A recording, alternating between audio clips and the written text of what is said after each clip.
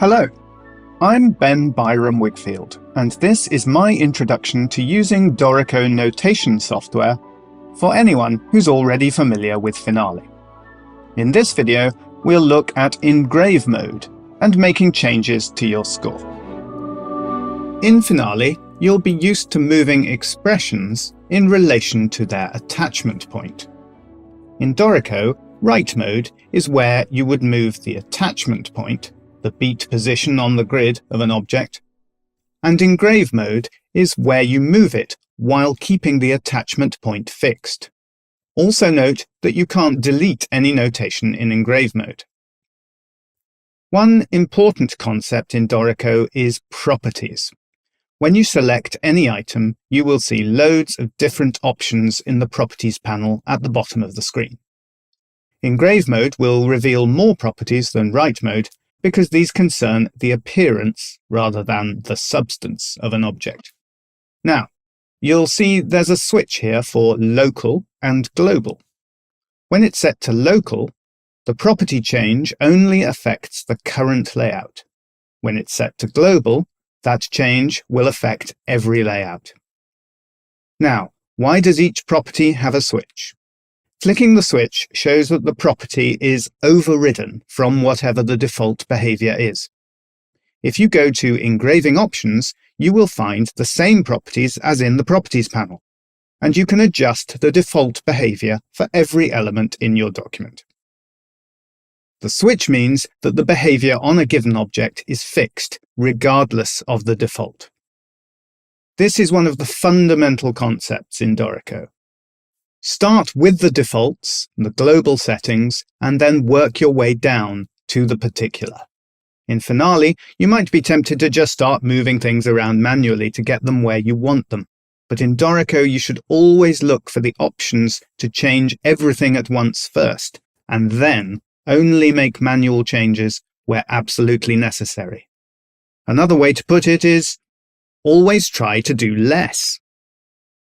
You might be tempted to start moving staves around with the staff spacing tool, but you would be much better off looking through the layout options first, which include all kinds of parameters for spacing distances and vertical justification.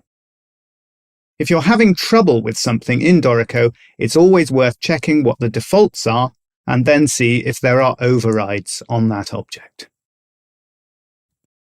Page layout is another area where this philosophy of working from the general to the particular plays out. Dorico's page layout is a bit like DTP software, so if you've ever used InDesign or Affinity Publisher, you'll be familiar with the concept of frames, which are containers for text, graphics, and in this case, music. Dorico uses page templates to define the layout of every page.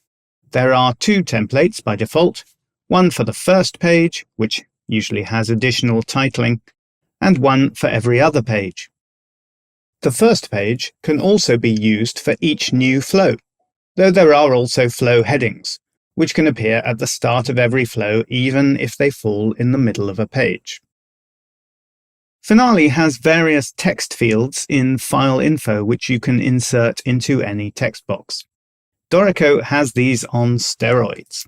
There are fields for all kinds of information, for the project as a whole and for each flow. These are entered using tokens, which are special codes that Dorico interprets. It's even possible to create an automatic table of contents using tokens alone. So, if you want to change something on the layout, do it on the page template once, and it will change for every page and every layout that uses that template. If you make a change manually on the page, then you will only change that one page. And once you've made a change on that page, rather than a template, that page will now be an override, you guessed it, unlinked from the template, and any new changes to the template will no longer be applied. There is, of course, much more to say and much more to discover. The last thing I'd say is, let Dorico do the work. Don't fight it and don't spend all your time trying to make manual adjustments everywhere. Dorico does have some great tools for making manual adjustments, but it's equally possible to make a finished score with no manual changes to the layout at all. Remember the golden rule: work from the global to the particular, and always try to do less. I hope you found this useful. Best of luck.